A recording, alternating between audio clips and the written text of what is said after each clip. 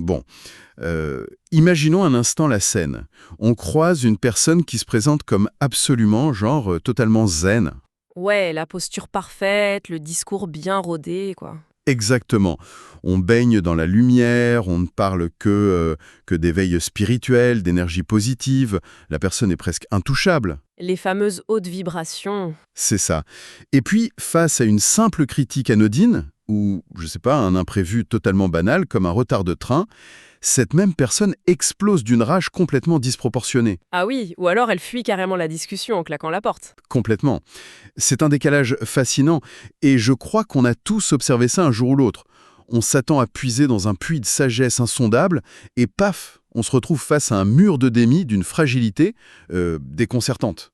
C'est très vrai, c'est toujours surprenant. Du coup, décortiquons un peu tout ça aujourd'hui. Notre plongée au cœur des sources nous emmène décrypter un texte qui est, pour le coup, particulièrement incisif. Très incisif, oui. Je suis ravie d'en parler. Il s'agit d'un article de juin 2013 écrit par Serge Bassino et ça s'intitule « Provoque spirituel ».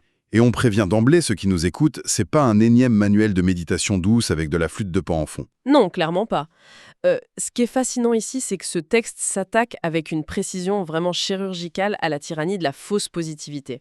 Cette espèce de tendance moderne. Ouais, cette tendance à vouloir lisser absolument chaque aspect rugueux de l'existence sous un gros vernis spirituel bien épais. Et Bassino, il effleure pas le sujet. Il plonge vraiment dans la mécanique de l'apprentissage réel. C'est-à-dire, L'apprentissage concret du quotidien. Voilà, il démontre que l'évolution personnelle, en fait, ça repose pas sur l'accumulation de bonnes vibrations artificielles, ça exige un travail de confrontation brutale avec le réel. donc c'est une lecture qui dérange, quoi. Ah bah ça vient gratter là où ça fait mal, mais c'est indispensable pour comprendre comment fonctionne notre esprit quand il se fait piéger par son propre ego spirituel. Le ton est donné direct. Dès les premières lignes, on assiste à la destruction en règle d'un mythe hyper tenace, le fameux maître omniscient et parfait. L'image d'Épinal par excellence. C'est ça. On a tous cet inconscient collectif saturé par le sage assis en haut de sa montagne, drapé de blanc, qui gère n'importe quelle crise avec une grâce infinie. Et un détachement total, ce qui est faux bien sûr. Bacino s'appuie sur sa propre pratique et celle de sa femme pour balayer cette illusion. Il affirme un truc radical. En apparence, tout le monde apprend en permanence. Même les maîtres. La perfection statique, ça n'existe tout simplement pas. Ouais. D'ailleurs, le concept clé qu'il amène là, c'est l'asymétrie de l'apprentissage. Tu peux expliquer un peu la mécanique derrière ça? Bien sûr. En fait, Battino explique ça de manière hyper logique. Une personne peut avoir consacré des vies entières ou des décennies à son évolution spirituelle. Elle a des connaissances ésotériques de dingue. Ok, le profil grand mystique. Voilà. Sauf que cet investissement massif dans une seule direction, ça a un coût neurologique et énergétique. L'esprit humain fonctionne par spécialisation. Donc, si tu focalises tout sur la dissolution de l'ego, Exactement. Les réseaux neuronaux nécessaires pour générer la paperasse administrative ou les interactions sociales basiques, ils s'atrophient. Et le résultat, c'est que cette entité lumineuse peut s'avérer être un lamentable navet, pour reprendre les mots de l'auteur. un lamentable navet dans le monde matériel. C'est fort. C'est très imagé, mais c'est ça. Pour bien visualiser, pensons à un chercheur en physique quantique mondialement connu. Le cerveau bouillonne d'équations complexes, la théorie des cordes, c'est son terrain de jeu quotidien. Le génie absolu dans son domaine? Mais si on place ce génie seul dans la salle de pause, face à la nouvelle machine à café tactile, paf, il fige. Il regarde l'écran, incapable de se faire couler un expresso. Ah oui, le mécanisme trivial du quotidien lui échappe totalement. C'est une excellente analogie. Et Bacino applique cette logique implacable à la spiritualité. Ce qui soulève une question vertigineuse.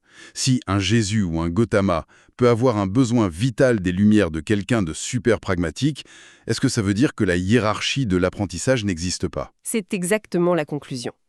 Si on prend un peu de recul, la verticalité du savoir, le maître au-dessus, l'élève en dessous, c'est une illusion rassurante mais fausse. Donc, pas de pyramide. Non. Bacino propose plutôt l'image d'un réseau multidirectionnel. L'idée que le savoir s'écoule seulement du sommet vers la base, c'est terminé. C'est une symbiose perpétuelle. Une sorte de vase communicant. Oui, tout à fait. Les espaces spirituels purifiés chez la personne évoluée agissent comme des clés. Ça aide à dégager les blocages chez une personne plus matérialiste. Et dans l'autre sens, j'imagine, Le vraie règle. c'est hyper libérateur de voir ça comme ça. Mais du coup, ça pose un problème. Si on est tous là pour apprendre les uns des autres, pourquoi est-ce qu'on foire si souvent? Ah, Ah, la question qui fâche. Ah oui, pourquoi on rate 9 leçons sur 10?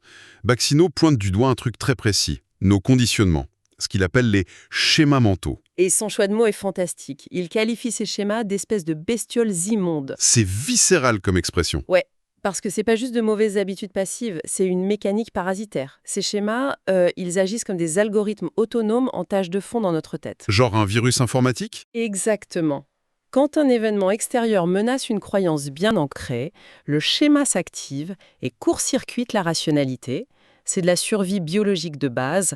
L'ego se sent attaqué et la bestiole prend le volant. Et elle réagit à notre place. Voilà, ça génère de la colère, de la fuite, juste pour protéger la structure de l'ego, même si cette structure nous rend profondément malheureux. D'accord, donc la pédagogie douce pour virer ces parasites, ça marche pas des masses. S'asseoir au coin du feu, ça déloge pas la bestiole. Ah non, pas du tout. Et c'est là que le titre de l'article Provoque spirituel prend tout son sens. Il parle du bouchon de la carafe, c'est ça? Ouais, imagine une belle carafe avec un nectar précieux, mais le bouchon est incrusté par des années de conditionnement. Si tu tires doucement, tes doigts glissent. Ça bouge pas d'un millimètre. C'est ça. Il faut un choc inattendu, une bonne secousse pour faire sauter le bouchon. C'est là que ça devient vraiment intéressant. Mais je vais me faire l'avocat du diable 2 secondes. Je t'en prie, vas-y. Justifier cette provocation, est-ce que c'est pas juste donner une excuse en or massif, une espèce d'alibi spirituel aux gens toxiques? Genre, je suis méchant avec toi, mais c'est pour te donner une leçon cosmique. Ah, c'est la grande question éthique. Et Bassigno trace une frontière très nette là-dessus. La provocation, c'est pas un feu vert pour le sadisme intellectuel ou la méchanceté gratuite. Oh, ça rassure. Il précise bien qu'aller asticoter les gens juste pour jouir de leur réaction, ça n'a aucun intérêt. En fait, la provocation, elle agit strictement comme un réactif chimique. Un réactif chimique.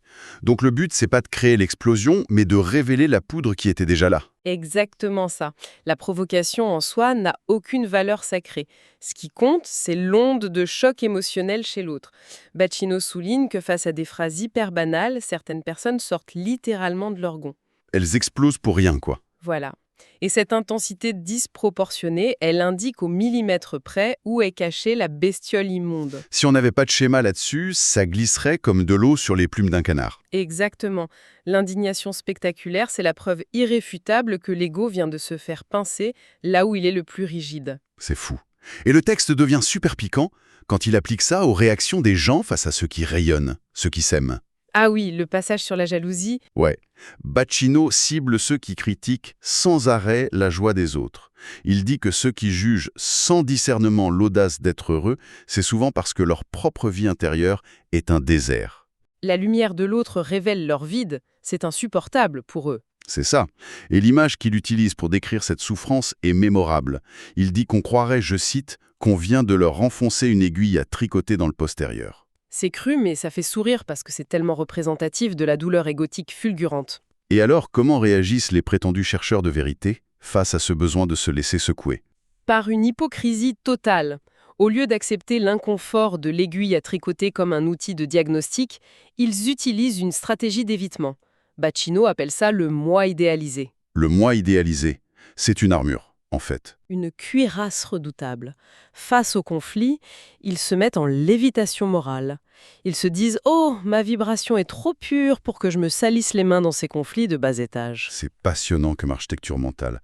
Moi, j'imagine toujours une maison dont les fondations sont pourries par l'humidité. Oui, la cave est en train de s'effondrer. C'est ça. Et au lieu de descendre dans la boue pour réparer les murs, le propriétaire claque des fortunes pour installer un système laser ultra sophistiqué au premier étage, avec des murs blancs immaculés. C'est une excellente métaphore. Et quand on lui dit que le sol penche dangereusement, le gars s'offusque et te répond que tu manques d'élévation spirituelle pour parler de boue. Alors que le système laser ne répare rien, il sert juste à attaquer ceux qui pointent du doigt le déni. Exactement, mais Bacchino note une ironie mécanique implacable là-dedans. Que se passe-t-il quand on fuit la réalité comme ça? L'effet boomerang cosmique. Et là, l'auteur manie le sarcasme avec brio. Ces âmes éthérées finissent invariablement par attirer ce qu'il nomme la crème de l'humanité. Les pieds profils, on est d'accord. Complètement. Les pervers narcissiques, les escrocs, les gens hyper toxiques. C'est une loi de compensation. Plus on projette un moi idéalisé factice, plus la vie envoie les profils les plus sombres pour casser cette vitrine. Parce que l'univers tolère pas le vide d'une fausse vertu. Voilà. Le déni de sa propre ombre aimante les situations sombres. C'est mathématique. Ça renverse toute notre grille de lecture habituelle. Se dire démuni face à la méchanceté ou fuir en disant je sais pas gérer ces basses vibrations, c'est pas du tout une preuve de sensibilité du coup. Pas du tout. C'est en fait l'expression d'une arrogance monumentale. Une arrogance monumentale, oui, combinée à ce que les anciens enseignements considèrent comme la pire des tares, la lâcheté morale. Ah oui, le mot est lâché. Refuser de confronter la méchanceté pour garder sa fausse pureté, c'est s'interdire de regarder ses propres ténèbres intérieures. Bassino parle d'un complexe de Faust inversé. C'est un concept brillant. Le Faust inversé. Le Faust classique de la littérature, il vend son âme au diable. Il accepte de se salir pour avoir le pouvoir et l'expérience du monde. C'est ça. Donc, si je comprends le renversement, au lieu de se salir les mains pour agir, ces gens sacrifient leur capacité d'action juste pour garder l'illusion d'une âme pure. L'analyse est parfaite. C'est vraiment le syndrome de la victime sainte. Ils préfèrent subir l'injustice ou laisser la cruauté s'installer plutôt que de risquer de commettre une erreur. Parce que descendre dans l'arène, c'est risquer de ressembler au bourreau. Exactement. Le faux spirituel est terrifié par ça. Du coup, il fige toute action, ce qui fait de lui le complice passif de la noirceur du monde. Tout ça par peur de perdre son statut d'icône. Le paradoxe, c'est que cette posture isole, elle fige l'apprentissage, et pourtant on ouvre Insta ou n'importe quel réseau, et c'est ultra populaire. L'industrie du bien-être est saturée de ça. Mais parce que c'est un modèle économique incroyablement efficace, là on entre dans la critique du capitalisme spirituel. Batino s'attaque aux marchands de bonheur inaccessibles, non? Frontalement, ouais. Le cerveau humain de base est programmé pour économiser son énergie. On cherche le raccourci, la récompense immédiate. L'industrie vend l'illusion d'une maîtrise rapide pour éviter le vrai travail d'introspection. Ouais, il ironise sur les formations pour devenir maître en 3 week-ends, je crois. Exactement. Le fameux raccourci cosmique. Le vendredi soir, on est bourré de névrose, et le dimanche de la 3e semaine, on est censé léviter au-dessus des bouchons sur l'autoroute. C'est le gros shoot de dopamine. C'est ça. On achète l'identité du maître sans se taper le boulot douloureux de la vraie thérapie ou de la confrontation au réel. La boucle dopaminergique remplace l'évolution. Parce que proposer la vérité commercialement, ça marche pas. C'est un suicide commercial absolu. Imagine la brochure honnête. Venez à mon séminaire, je vais vous montrer comment votre soif de lumière masque votre lâcheté et comment vos ténèbres vous contrôlent. Personne ne paie pour ça. Ah ben non, on garde sa carte bleue bien rangée. Le marché exige qu'on maintienne le moi idéalisé pour vendre des retraites au bout du monde. Du coup, c'est quoi l'alternative pour sortir de cette hypnose binaire? Bacchigno propose une philosophie d'action, résumée par une belle expression, se mouiller l'âme. Oui, et il faut exiger de soi de se mouiller l'âme. C'est sortir du stade narcissique pour pouvoir traiter le beau et le laid avec un bonheur égal. Ne plus avoir peur de froisser les nouvelles grenouilles de bénitier. Les fameuses. Mais concrètement, au-delà de la belle théorie philosophique, comment on applique ça? Dans une réunion tendue au bureau, on fait comment, sans devenir un misanthrope asocial qui passe tout le monde au lance-flamme? Le secret, c'est l'honnêteté intellectuelle radicale, couplée à une désidentification de l'ego. Au bureau, ça veut dire avoir le courage de nommer calmement le dysfonctionnement que tout le monde évite prudemment. Arrêter de jouer le jeu du faux confort. Voilà. Et refuser le prétexte du « ça va baisser mon taux vibratoire » de le dénoncer. Mais le garde-fou absolu pour pas devenir ce cynique asocial, c'est la métaphore de la poutre et de la paille. Ah, l'autodiagnostic permanent. Chercher la poutre dans son œil avant la paille dans celui du voisin. C'est le pilier de l'équilibre. Se mouiller l'âme, c'est pas devenir le juge implacable des autres. La lucidité tranchante avec laquelle on voit les défauts d'un proche, on doit l'appliquer avec la même férocité envers soi-même. C'est l'abandon de la fausse indignation, en fait. Exactement. Quand on sait à quel point on peut soi-même être nuisible, on trouve une vraie paix dans la friction du réel, pas dans sa fuite. Quel retour brutal à la gravitation terrestre. Bref, si on devait résumer cette plongée fascinante avec Bacchino, c'est un appel à la lucidité. Un appel à enterrer le conte de fées spirituels. Complètement.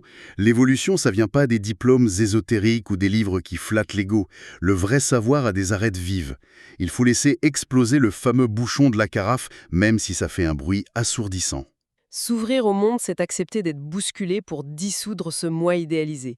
L'inconfort, c'est vraiment la seule boussole fiable. C'est une sacrée leçon. Et d'ailleurs, pour aller un peu plus loin que le texte, ça pousse à se poser une question très pratique. Laquelle ? Et si l'individu le plus exécrable, le plus irritant qu'on a croisé cette semaine n'était pas juste un obstacle? Et si c'était en réalité le maître inattendu, débarqué incognito, avec pour seul but de venir appuyer de toutes ses forces sur l'angle mort de notre sécurité laser factice? Waouh! De quoi reconsidérer sérieusement la prochaine prise de bec à la machine à café. Ça laisse vraiment à chacun de ceux qui nous écoutent une matière dense et un peu épineuse à méditer.